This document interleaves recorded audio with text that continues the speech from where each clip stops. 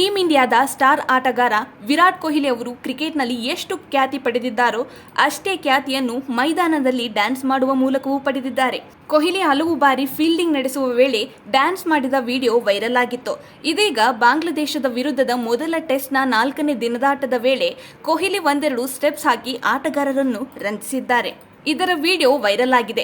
ನಿನ್ನೆ ನಡೆದ 4ನೇ ದಿನದಾಟದ ಆರಂಭಕ್ಕೂ ಮುನ್ನ ನಾಯಕ ರೋಹಿತ್ ಶರ್ಮಾ ಆಟಗಾರರ ಜೊತೆ ಪಂದ್ಯದ ಪ್ಲಾನ್ ಬಗ್ಗೆ ಚರ್ಚೆ ನಡೆಸುತ್ತಿದ್ದರು. ಈ ವೇಳೆ ಕೊಹ್ಲಿ ತಮ್ಮ ಪಕ್ಕದಲ್ಲಿ ನಿಂತಿದ್ದ ಜಸ್ಪ್ರೀತ್ ಬುಮ್ರಾ ಜೊತೆ ಏನೋ ಹೇಳುತ್ತಾ ಸ್ಟೇಡಿಯಂನಲ್ಲಿ ಹಾಕಿದ್ದ ಹಿಂದಿ ಹಾಡಿಗೆ ಸ್ಟೆಪ್ಸ್ ಹಾಕಿದ್ದಾರೆ.